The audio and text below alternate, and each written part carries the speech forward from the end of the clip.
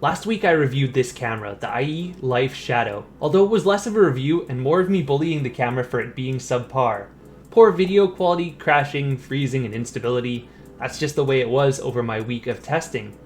But I noticed that the folks at GoPron, a GoPro hacking and modding forum, have released a custom firmware for this camera that could potentially solve some of these issues. They tend to improve video quality and sometimes even stability.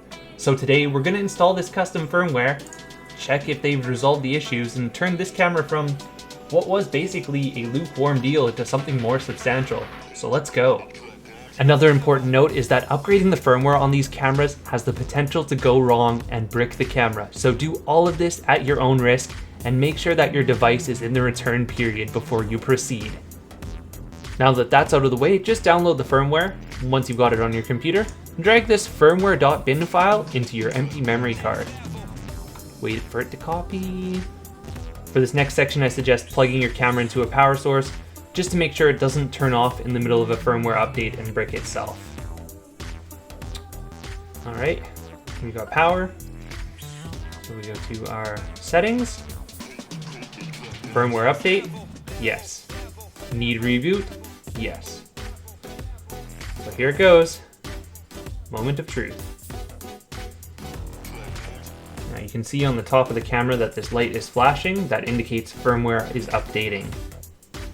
Just leave it for a minute and we'll come back in a second.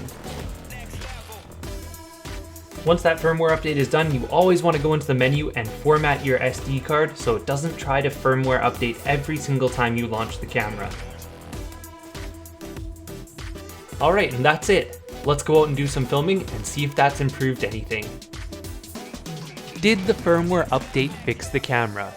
Short answer, yes. Long answer, well, it's complicated.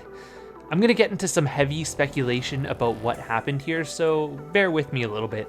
And if you have your own theory, leave them in the comments below. I really shouldn't say yes to calling this camera fixed, it's more so improved. There are some notable improvements in image quality with a sharper and more detailed video. Higher bit rates offer less noise and better detail when filming. Just now the camera is a little bit more picky about memory cards. There's a cool new fancy splash screen that says GoPron.com. And as well, I did notice a surprising improvement in stability.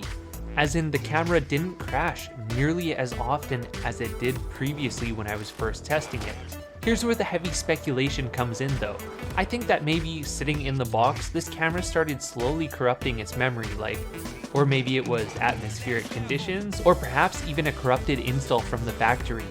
Whatever it was made the buttons a little bit more responsive, the menus a little bit easier to use. It's still slow. It's still very, very slow, and button responsiveness will depend on memory card, depend on settings, so better. Improved, not fixed. There are a couple things that this firmware update does not change, most notably the terrible user interface. With the touchscreen being more responsive and accurate, honestly, it's a little bit easier to browse, but still, the options are laid out poorly, it's cluttered, and it's hard to understand.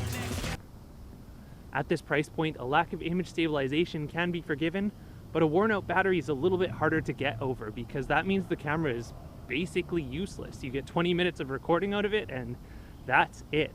Especially on a cold day like today, it's exaggerated, where lithium ion batteries do not like cold weather. A firmware update also does not fix the fact that this camera's been sitting on a shelf for at least 3 years, with the battery just dying. And the battery is therefore kind of toast. There are replacement batteries available for this camera. Considering the cost, it may be worthwhile. This is something where experience will vary depending on who you get the camera from and how long it's been sitting around for.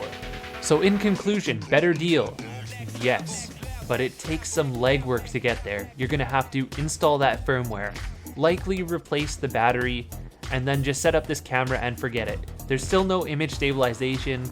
It's still a bit slow to use and is picky about memory cards. And quite frankly, for $50 US, yeah, it's a real 4K camera. 28 Canadian dollars though, then it's worth it. Then it's worth to go through the hassle of replacing the battery, of updating the firmware, of hopefully buying it with a company that has a good return policy in case it does not work for you. Hopefully this helped. If you like this video, give it a comment, thumbs up, whatever, like, share, subscribe, and thanks again for watching.